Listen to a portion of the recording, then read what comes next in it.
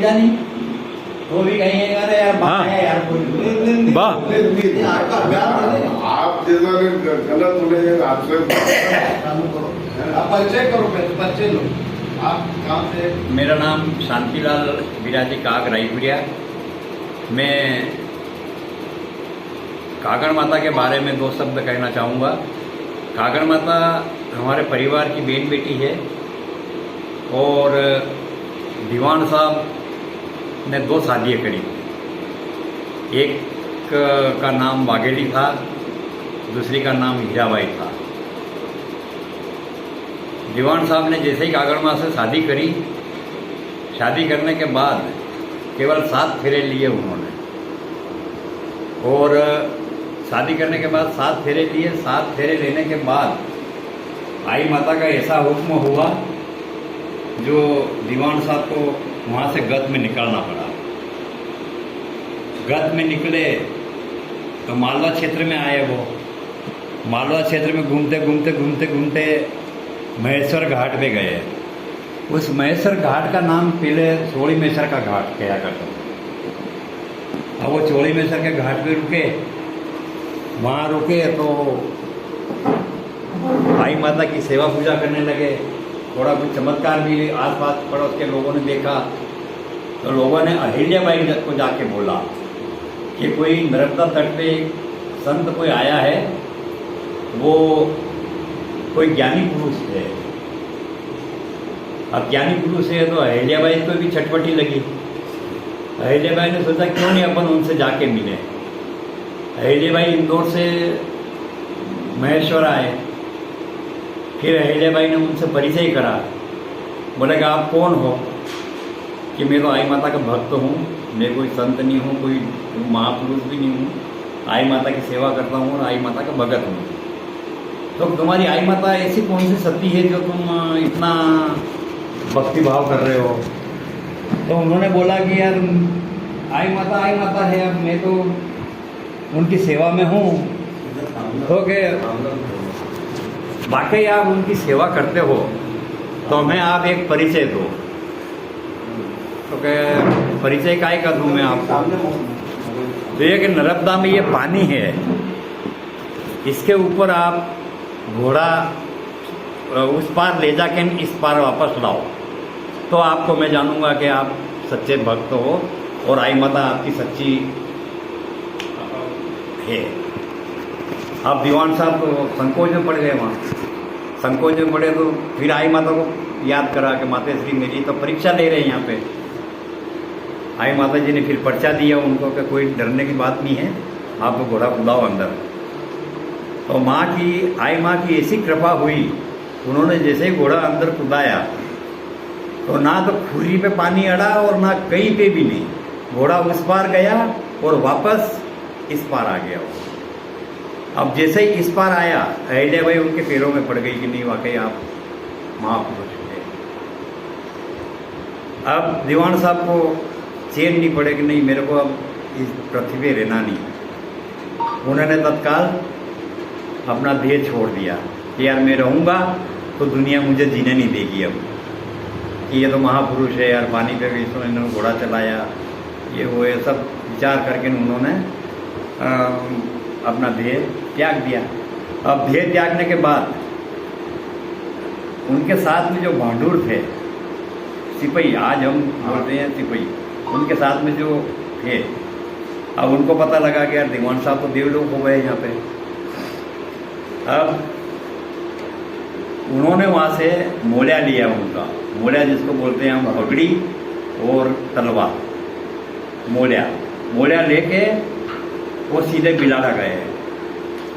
बिलाड़ा गए तो कागड़ माँ के पास गए। वो कागड़ माता ऊपर झोपड़ी में निवास करते थे और वाघेली जी महल में थे।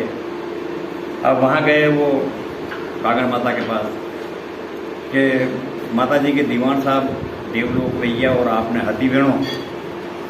तो कागड़ माँ जी ने ये बात बोली उनको कि देखो मेरे तो 7 फेरे का है, बाकी बड़ी वाघेली जी है, आप उनके पास जाओ, वो सती विवेका।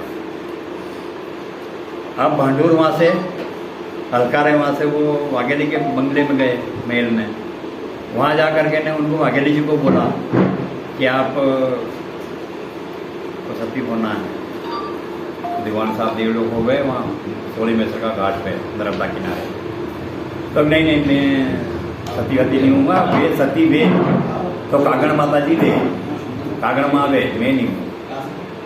अब वापस बांडुरवा आए कागड़ माँ के झोपड़ी में, उनसे आग्रह करा तो कागड़ माता ने बोला कि ठीक है, उन्होंने मना करा है, मैं सती होने के लिए तैयार हूँ।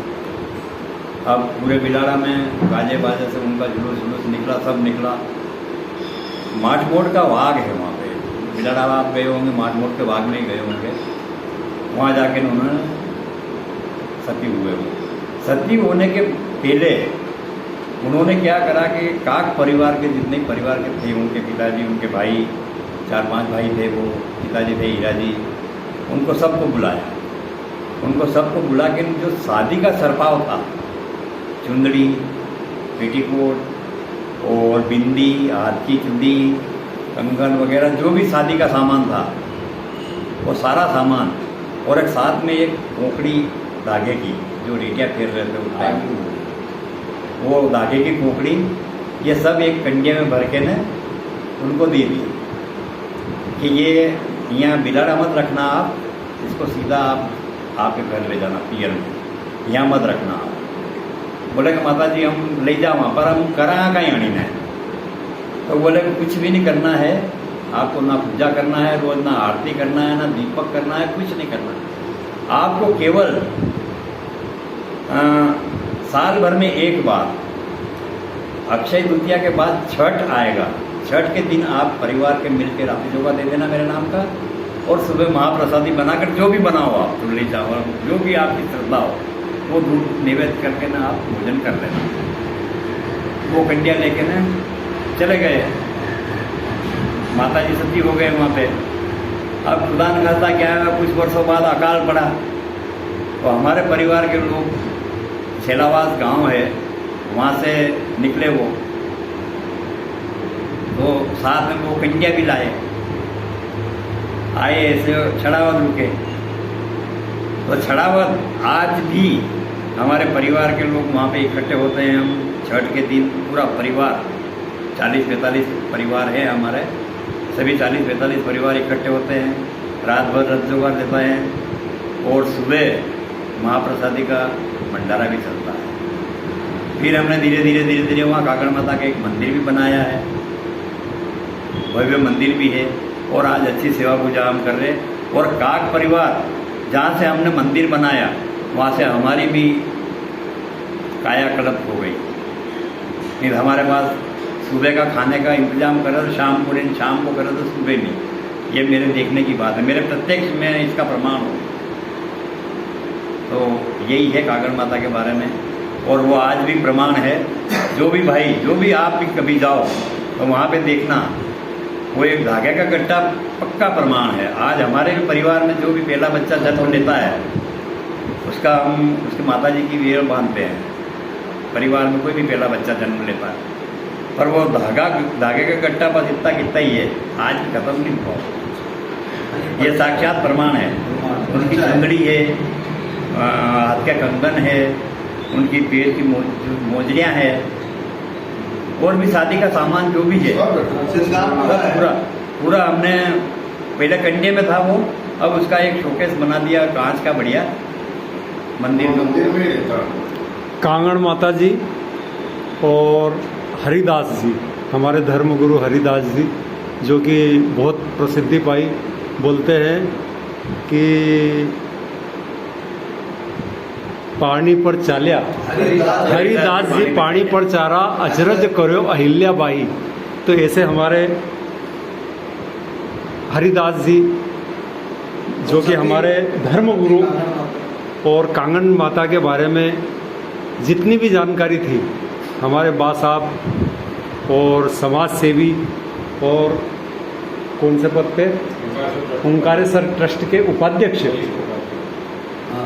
वरिष्ठ समाज सेवी और ओंकारेश्वर ट्रस्ट के उपाध्यक्ष श्री शांतिलाल जी, अखिल भारतीय रायपुरिया, अखिल भारतीय केंद्रीय समिति के सदस्य और सभी के प्रिय और सभी के प्रशंसक रहे और हमको उनके निवास पर आकर जानकारी उन्होंने साझा की जो भी उनके पास उपलब्ध थी। तो साथ ही हमारे श्री गबूजी वरपा सुबल्यापुरा और ओंकारेश्वर ट्रस्ट के उपाध्यक्ष महोदय श्री केसर सिंह जी हम्बड़ एवं श्री शंकर लाल जी वरफा राजगढ़ हरिदास स्मारक ट्रस्ट उपाध्यक्ष और हमारे साथ ही हीरालाल जी गहलोत साहब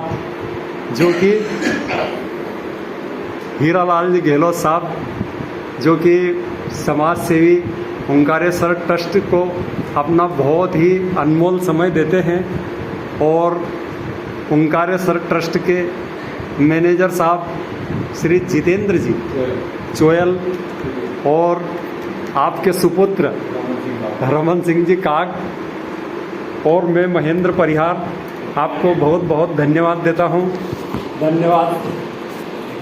बोलो सती कांगड़ माता की जय, हरिदास महाराज की जय। मंदिर को नहीं करूँगा।